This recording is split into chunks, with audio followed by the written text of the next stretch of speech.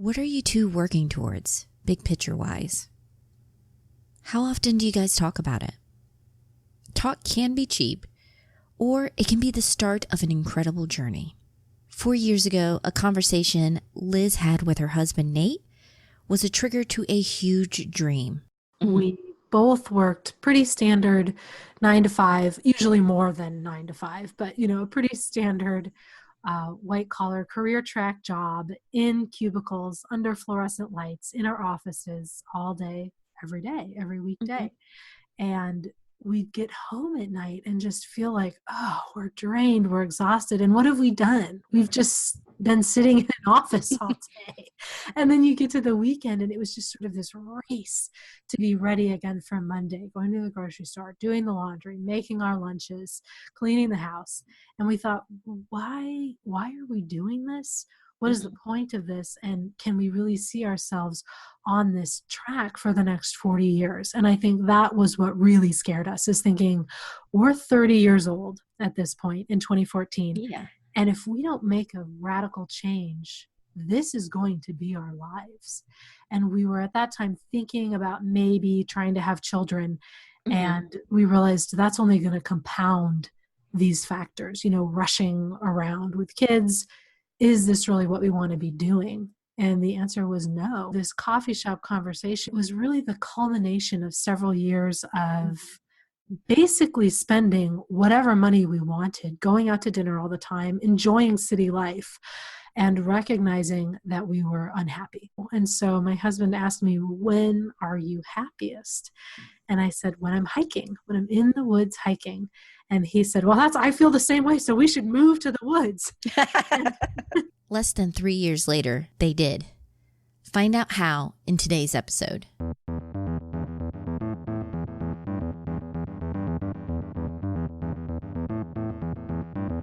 Welcome to the Couple Money Podcast, the show where we share stories and advice on building up your marriage and wealth together. I'm Elle Martinez. Support for this podcast comes from Jumpstart Your Marriage and Your Money Masterclass. This course is designed to help you two get on the same page with money, dump your debt faster, and get you on the path to financial freedom. Sign up for the class today and get lifetime access. Just head over to couplemoney.com/jumpstart. What would you do if you were retired right now? How would things be different? You might expect me to say, you too can retire early with just a few easy steps. But the truth is, it's much more complicated than that. To break the cycle of consuming and working, it's going to take something very powerful. A change of your mindset, your finances, and your lifestyle.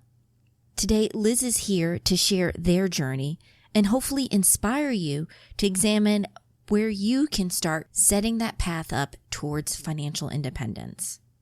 In this episode, we get into what moved Liz and Nate to go from dreaming about financial independence to making it a reality, how they built a sustainable and enjoyable frugal lifestyle, and why do-it-yourself is not only good for your wallet, but your marriage.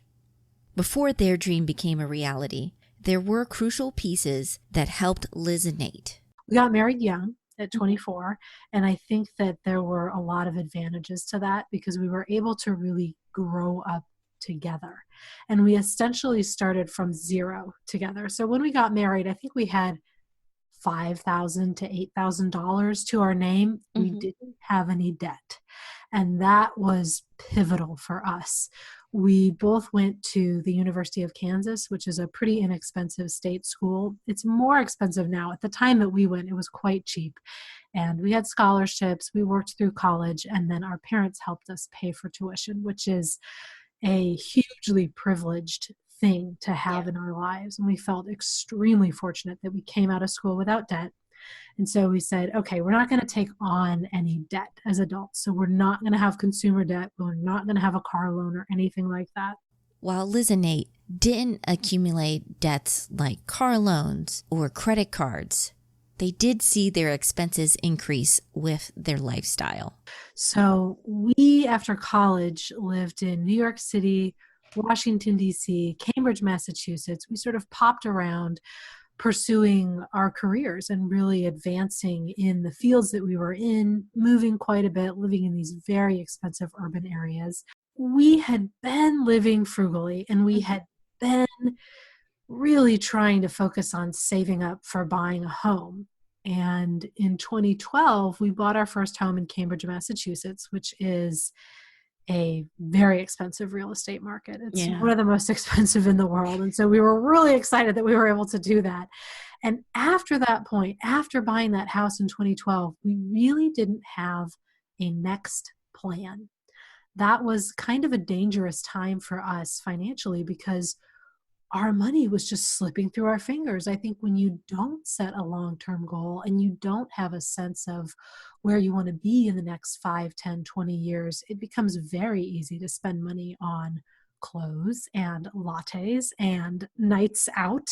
And that's really what we did during that time frame. And so the realization that we had after living that way for a couple of years is that it was not making us happy.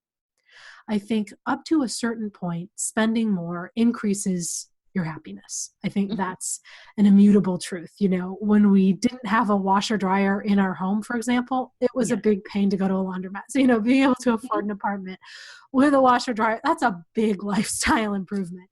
Being able to afford to get a zip car to go to the grocery store as opposed to carrying your groceries home, huge lifestyle improvement. So there were definitely things that we realized, okay, this makes our lives better. But after a certain point, spending all this money was not delivering that commensurate boost in happiness or in well-being. Liz mentioned that this coffee shop conversation wasn't the first time they talked about their dreams. But on this particular Saturday, things were a little different. Her husband, Nate, ran the numbers and came up with a pretty ambitious plan. My husband is a very thorough researcher. He's an engineer. He's focused on efficiency. He's focused on research. And so it was not shocking to me that he had kind of all of this material pulled together before this conversation. He often doesn't go into a situation without exhaustive research. So I wasn't surprised that he had looked at all of our financial data and done some modeling to see sort of how and when we could reach financial independence. And again, it's not as if it was the first time we talked about this, but it was certainly the time when we made the decision, okay, we want to achieve financial independence. We want to leave the city. We want to quit our jobs, and we want to move to a homestead in the woods of Vermont. And so it was a pretty clearly articulated plan at that point. And we really made the decision to start at that moment working towards that goal and to not look back. To reach this big dream meant the two of them had to make some significant changes. While they were natural savers, the two of them still had to up the ante when it comes to their monthly budget. And so Liz and Nate went with an unconventional way of doing their budget. I have this philosophy that spending is like a gas and that it will take up as much room as you give it. And so for me, if I set a, say, $1,000 budget for myself, I'm going to spend $1,000 because I'm going to say, oh, I have $1,000 to spend. Fantastic. On the other hand, if I say I'm going to spend $0, then from that mindset, every dollar that I do spend is a debit against that zero. So I'm really shooting myself in the foot every single time I spend money. And I don't create budgets at the beginning of each month. I don't do it. It takes time. I don't like it. So for me, it's a lot easier to just say, I'm going to approach every purchase with this very thoughtful, methodical, frugally minded outlook of, do I really need this? Can I make do with something that I already own? Can I borrow it from a friend? Can I find it used? And I sort of go through this whole track of decision making before actually making a purchase. And in that way, frugality is just a wholesale incorporation of the way that we live. Okay, so you hear this budget and you're thinking, this is way too drastic. Your budget might look different. You have a different philosophy. Liz and Nate, of course, were looking to retire very soon. So their savings rate had to be high. But a lot of these principles are still applicable to all of us because they weren't looking for frugality just to save money. Liz and Nate were finding those lines that they could draw where they could be frugal in a sustainable and, yes, enjoyable manner. So the way that we approached extreme frugality at the beginning was to cut out absolutely everything that was not totally necessary from our budget. Okay. So we said, okay, we have to pay our mortgage, we have to pay utility bills, we have to buy groceries. Beyond that, what do we actually have to buy in a month? And so we eliminated every single thing that was not a strict necessity. And I should say, expensive groceries are not a necessity. So we reduced our grocery bill down to around $300 for the two of us from, I don't know where it was before, like $900 or $1,000, something ridiculous. So we eliminated or reduced every single category. And then we let that sit for a while. We experienced what that felt like for a couple months. And then we made concerted and very strategic decisions to add luxuries back in. Okay. I think it's really important that you spend in service of your long-term values, but it's also very important that you live a life you enjoy. There would really be no point in me reaching financial independence if I didn't enjoy my life, because it's all about enjoying how you're using your time and your money. And so it's a question of, where can I get at that point, that tipping point where I'm maximizing efficiency, I'm maximizing my savings, but I also am getting a very high return on the investments that I do make in terms of happiness. And so the decisions that we made to spend a little bit more money were all areas where we felt, we get a lot of benefit from this. And so a good example is the seltzer water. We drink sparkling water, which is a total luxury. You could just drink tap water for free. And we originally were buying 2-liter bottles of seltzer from the grocery store. Expensive, bad for the environment, heavy to carry home. Then we got a SodaStream machine with inserts, which is a little bit less expensive. Then my husband had this idea that we could hack the SodaStream and use a 20-pound CO2 tank. Okay, that sounds like an engineer. That, yes. But I have to say, it's not that hard. I actually have written out on Frugalwoods the step-by-step process because it's actually quite simple to do. And then we realized that we didn't need to buy our CO2 tank from the fancy hipster homebrew store. We can get it from the welding supply store because it's the exact same tank of CO2. And so we reduced our costs even further. So that's a really good example of having what we enjoy, but being creative and being inventive and really enjoying the process of reducing the price. So it's maintaining those luxuries, but paying less. And I have to tell you, this comes to bear in so many different categories. If you just bring some creativity and some thoughtfulness to the expenses that you have, you will be able to reduce your spending in every single category. And this habit of thoughtfully reviewing your expenses time to time can be so powerful. I know my priorities and values have shifted as we've both grown in our marriage and as a family. So reallocating that money helps us reach our goals faster. Another conversation you guys might want to have is talking about doing some do-it-yourself projects. They might not be the most convenient, but they can bring some lasting benefits, not only to your finances, but your marriage. Researchers have documented this as the IKEA effect, that people actually do receive a higher level of happiness from projects they do themselves than from projects they hire people to do. So even if the results aren't as good as a professional's, you will actually take greater satisfaction in things you've done yourself. And I find that coming to bear in all sorts of different areas. And I think the time versus money argument is often a fallacy because people say, oh, well, I make more in an hour than I do cleaning my house. And so I should hire someone to clean my house. Okay, but my question is, what are you then doing with the time you've saved? Are you watching Netflix? Are you going out to dinner? Or are you really and truly working 24 hours a day? Because I think it's very enlightening when we do an audit of our time. And so I'm a big advocate for auditing your time in addition to auditing your expenses. Because for me, frugality and simple living is about how I use my time and my money. It's not just a question of money. So I don't do stuff that I don't enjoy doing or that takes up a bunch of time. So I don't wear makeup. I don't fix my hair because I don't get a high return on that investment of time. It's just not worth it to me. Conversely, I do clean my own house because if I'm honest with myself, if somebody else was cleaning it, what would I be doing with that time? Probably not anything terribly productive.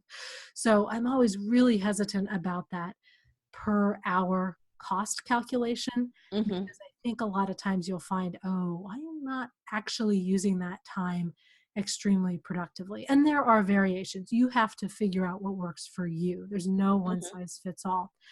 Also, there are a lot of examples where frugality is going to save you time and money. So one of my favorite examples are haircuts. My husband and I cut each other's hair at home, and it's free. So that's fantastic. That's thousands of dollars saved every year, compounded hundreds of thousands of dollars on haircuts over the course of our lifetime. And it saves a tremendous amount of time. So when I would go to the fancy salon for my $120 haircut, I had to call and make an appointment. Then I had to walk there, drive there, take the bus there, sit there, have my haircut, commute back home. That's about 3 hours of time. Now it takes my husband, I think we timed it, it's like 13 minutes to cut my hair. That is a fantastic return on investment. It's free and it takes 13 minutes. Please, I can do this while my child is napping. This is really ideal. So I think there is this misconception that frugality takes more time. It really doesn't. If you're doing it right, it really not. It saves you tremendous amounts of time. And I see that across the whole spectrum of things that we do with our lives. And as you alluded as well, these things become hobbies. So, we have a 66-acre homestead. Our examples are kind of extreme, but even when we lived in the city, doing home repairs ourselves and doing DIY projects, that was really fun. And it brought us closer in our marriage. It also builds your skills. So when you learn how to refinish kitchen cabinets, let's say, you now have that skill for the rest of your life. And you can use that in many different outlets versus if you hire somebody to do it, you're not learning anything new. And this habit of thoughtfully reviewing your expenses time to time can be so powerful. I know my priorities and values have shifted as we've both grown in our marriage and as a family. So reallocating that money helps us reach our goals faster. Another conversation you guys might want to have is talking about doing some do-it-yourself projects. They might not be the most convenient, but they can bring some lasting benefits, not only to your finances, but your marriage. So I think it's very easy when we come up with these huge plans to think, oh, maybe I'll do that next year, or maybe I'll wait until my next paycheck, or this probably isn't really a good time to start on this. We just started right away because there's nothing to gain in waiting. All you're doing is building yourself up for regret and letting yourself sort of fester in unhappiness.